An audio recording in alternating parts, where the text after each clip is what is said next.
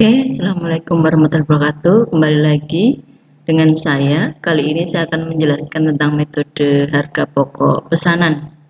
Oke, jadi dalam metode harga pokok pesanan ini nanti yang kita bahas adalah tentang bagaimana menghitung harga pokok produk apabila perusahaan memproduksi berdasarkan pesanan. Oke, nah apa yang dimaksud dengan metode harga pokok pesanan? Yaitu metode di mana mengumpulkan biaya produksi dalam rangka untuk menentukan harga pokok produk yang dihasilkan berdasarkan pesanan. Jadi sebenarnya ini sama saja, menghitung biaya produksi yang terdiri dari biaya bahan baku, biaya tenaga kerja, biaya overhead pabrik, akan tetapi biaya-biaya tersebut dihitung berdasarkan pesanan karena perusahaan ini adalah perusahaan memproduksi berdasarkan pesanan. Kemudian tujuan dari penentuan harga pokok produk berdasarkan pesanan ini adalah untuk menentukan harga pokok produk untuk setiap pesanan, dan juga selain itu untuk menentukan berapa biaya produksi per satuan produk, karena ini nanti terkait dengan bagaimana perusahaan ataupun produsen akan menentukan harga kepada pelanggan sebelum proses produksi dilakukan. Sehingga penentuan harga pokok pesanan ini nanti akan dilakukan 2 kali, yaitu sebelum proses produksi yang didasarkan pada perkiraan, dan juga pada saat selesai proses produksi atau pesanan itu selesai di proses produksi, maka dihitung lagi realisasi biaya produksinya. Oke. Kemudian manfaat dari perhitungan harga pokok pesanan ini sebenarnya sama saja. Manfaatnya seperti perhitungan harga pokok yang lain, yaitu menentukan harga jual, karena ini adalah produknya berdasarkan pesanan. Tentu saja menentukan harga jual setiap pesanan, jadi masing-masing pesanan akan dihitung harga pokok produknya, kemudian juga ditambahkan dengan laba yang diharapkan, maka akan menghasilkan berapa harga jual untuk setiap pesanan. Kemudian selain itu juga untuk menentukan atau memperkirakan berapa biaya yang harus dikeluarkan di dalam kegiatan produksi untuk memenuhi pesanan tersebut, dan juga pengawasan biaya agar nanti antara yang diperkirakan dengan yang direalisasi itu sesuai. Kemudian perkiraan laba bruto juga menjadi bagian yang sangat penting yang terkait dengan perhitungan harga pokok pesanan ini. Nah, karena ini perusahaan memproduksi berdasarkan pesanan, maka ada beberapa karakteristik secara umum bahwa perusahaan yang memproduksi berdasarkan pesanan adalah proses produksinya terputus-putus. Artinya adalah perusahaan ini akan melakukan proses produksi kalau ada pesanan, sedangkan kalau tidak ada pesanan maka dia berhenti. Itu yang dimaksud dengan proses produksinya terputus-putus. Jadi kalau tidak ada pesanan ya tidak ada kegiatan produksi. Kemudian produk yang dihasilkan karena ini berdasarkan pesanan tentu saja memiliki spesifikasi khusus atau by custom sesuai dengan permintaan dari pemesan. Kemudian ketika produk selesai maka produk ini akan diambil oleh pemesan, sehingga sebenarnya metode harga pokok pesanan ini produk yang diproduksi itu sudah ada pembelinya karena sudah ada pemesannya, sehingga proses produksi atau pembuatan produk ini ditujukan untuk memenuhi permintaan pemesan. Oke. Nah, kemudian untuk harga pokok pesanan sendiri ada beberapa karakteristik. Yang pertama adalah perhitungan didasarkan pada pesanan masing-masing. Jadi di sini setiap pesanan akan dihitung harga pokok produknya secara sendiri atau terpisah. Kalau perusahaan ini memiliki pesanan lebih dari satu, maka dia akan membuat perhitungan harga pokok secara sendiri-sendiri. Kemudian biaya produksi meliputi biaya langsung dan biaya tidak langsung, yaitu biaya langsung adalah biaya bahan baku, biaya tenaga kerja, sedangkan biaya tidak langsung adalah biaya overhead pabrik. Kemudian setiap perhitungan harga pokok produk maka dia menggunakan alat bantu, yaitu kartu harga pokok pesanan. Meskipun kartu harga pokok pesanan ini sifatnya tidak wajib, boleh menggunakan boleh tidak, tergantung dari kebijakan oleh perusahaan. Beberapa perusahaan menggunakan aplikasi dalam perhitungan harga pokok ini berdasarkan pesanan. Kemudian biaya produksi langsung, yaitu biaya tenaga kerja dan biaya overhead pabrik, itu didasarkan pada yang sesungguhnya terjadi. Kemudian biaya tenaga kerja dan biaya bahan baku itu dihitung berdasarkan yang sesungguhnya terjadi, sedangkan biaya overhead pabrik itu didasarkan atau diperhitungkan berdasarkan tarif dibebankan di muka atau perkiraan. Kemudian harga pokok produk tersebut akan dihitung kembali untuk menentukan harga pokok produk yang sesungguhnya setelah proses produksi selesai. Nah, selanjutnya adalah apabila terjadi selisih antara yang dibebankan atau yang diperkirakan dengan yang sesungguhnya, maka akan dicatat selisihnya atau diperhitungkan selisihnya. Berikutnya adalah perhitungan harga pokok pesanan. Yang pertama adalah menentukan harga pokok sebelum proses produksi dilakukan. Ini terkait dengan harga pokok atau harga yang nanti akan dibebankan kepada pemesan. Jadi di sini semuanya berdasarkan taksiran biaya bahan baku, taksiran biaya tenaga kerja langsung, taksiran biaya overhead pabrik, dan taksiran dari seluruh biaya produksi yang dikeluarkan. Jadi di sini perhitungan ini sebelum proses produksi dilakukan dalam rangka untuk menentukan harga jual yang nanti akan dibebankan kepada pemesan. Kemudian berikutnya adalah menentukan harga jual yang dibebankan oleh pemesan. Setiap pemesan pasti akan bertanya berapa harga jual yang akan dibayarkan kepada perusahaan, sehingga di sini perusahaan akan menghitung berapa harga jualnya berdasarkan biaya-biaya yang sudah ditaksirkan tadi atau diperkirakan tadi, ditambah dengan laba yang diharapkan. Tentu saja keuntungan dari hasil penjualan berdasarkan pesanan ini juga dipertimbangkan ketika menentukan harga jual.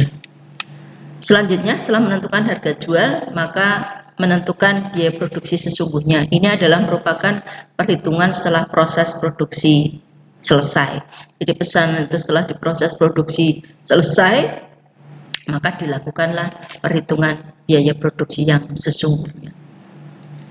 Berikutnya adalah menentukan selisih biaya dibebankan dengan biaya sesungguhnya. Apakah ada yang berbeda antara yang dibebankan berdasarkan taksiran tadi dengan yang sesungguhnya, maka dihitung berapa selisihnya.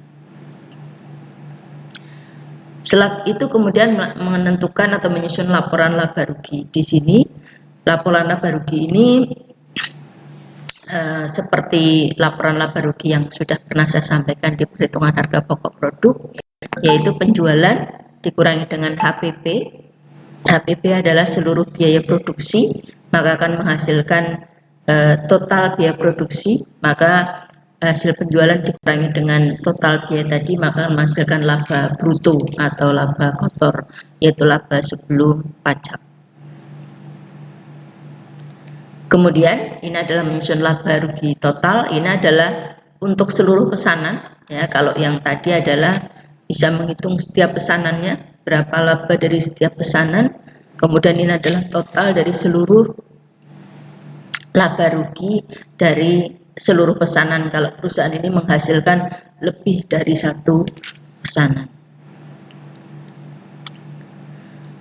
Nah, kemudian ini adalah kartu harga pokok pesanan. Jadi kartu harga pesanan tadi sudah saya sampaikan, ini sifatnya tidak wajib, boleh ada boleh tidak, tetapi keberadaan kartu harga pokok pesanan ini sangat membantu bagi perusahaan untuk menghitung harga pokok produk agar bisa terpisah antara pesanan satu dengan pesanan yang lain, ya. Dalam kartu harga pokok ini berisikan beberapa informasi terkait dengan pesanan-pesanan perusahaan, ya, pesanan-pesanan dari customer kepada perusahaan. Setiap satu pesanan maka dibuat satu harga pokok sehingga nanti bisa dipisahkan antara satu pesanan dengan pesanan yang lain. Nah, tujuan dari pembuatan atau penggunaan kartu harga pokok pesanan adalah untuk mempermudah ketika menghitung biaya produksi dari setiap pesanannya, sehingga nanti tidak tercampur antara harga pokok produk pesanan yang satu dengan pesanan yang lain. Dalam kartu harga pokok pesanan ini terdiri dari informasi data pemesan, data utamanya, kemudian pesanannya, kemudian biaya proses pembuatan barang terdiri dari bahan baku, tenaga kerja, dan biaya overhead pabrik, kemudian harga barang per unit. Sekali lagi, komponen ini tidak harus seperti ini, bisa ditambahkan atau bisa dikurangi sesuai dengan yang diharapkan oleh perusahaan menginginkan informasi yang disajikan dalam kartu harga pokok itu seperti apa. Nah, contohnya adalah seperti ini. Jadi ini ada kartu harga pokok pesanan. Ini adalah data tadi, informasi awal yang terkait dengan nomor pemesanan, jenis pesanannya, tanggal pesan, kapan selesai, pemesannya siapa, sifat pesanannya urgent atau tidak, jumlah pemesannya berapa, harga total yang harus dibayarkan, kemudian kalau ada uang muka ditulis uang muka, kalau ada sisanya berapa. Nah, di sini di kartu harga pokok ini mencantumkan biaya bahan baku, biaya tenaga kerja, dan biaya overhead pabrik yang dikeluarkan untuk kegiatan memproduksi pesanan yang bersangkutan. Nah, kalau saya berikan angka, contohnya adalah seperti ini. Data produknya, tanggal pesan, tanggal selesai, ini kemudian pemesannya, sifatnya, jumlah pesanannya, harga persatuannya, totalnya, dan kemudian uang muka yang sudah dibayarkan, sisanya. Sedangkan ini adalah biaya yang dikeluarkan untuk kegiatan produksi terhadap pesanan yang bersangkutan. Ya, sekali lagi untuk informasi yang ada di dalam ini itu adalah sesuai dengan kebutuhan dari pemesan. Kebutuhan dari perusahaan. Perusahaan mengharapkan informasi yang disajikan seperti apa.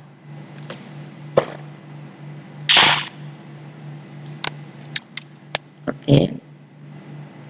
Selanjutnya adalah menjurnal. Ini adalah jurnal yang dibutuhkan pada saat proses produksi untuk perusahaan pesanan atau perusahaan yang memproduksi berdasarkan pesanan. Pembelian bahan baku, itu ada persediaan bahan baku. Kalau pembeliannya secara tunai berarti kas, kalau secara kredit berarti hutang. Kemudian pemakaian bahan baku, yaitu bahan baku masuk dalam proses produksi, maka di sini nama akunnya adalah barang dalam proses biaya bahan baku. Ini yang dibebankan kepada pelanggan.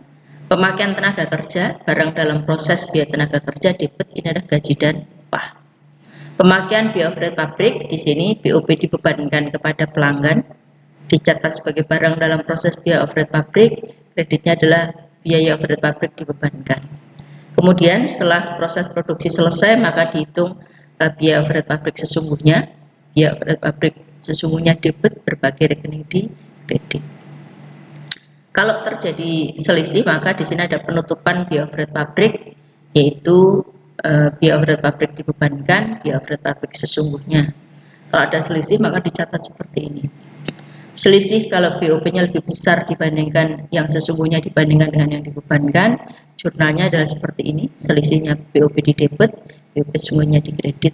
Sedangkan apabila BOP-nya yang sesungguhnya lebih kecil dari yang dibebankan, maka di sini BOP sesungguhnya di debit, selisih BOP di kredit. Kemudian biaya non produksi kalau ada maka dicatat debitnya adalah biaya administrasi dan umum dan biaya pemasaran, tergantung dari biaya non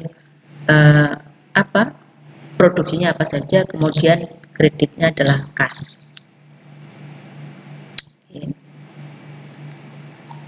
Nah,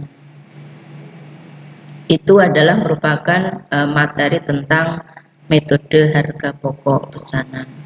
Sekian, terima kasih. Assalamualaikum warahmatullahi wabarakatuh.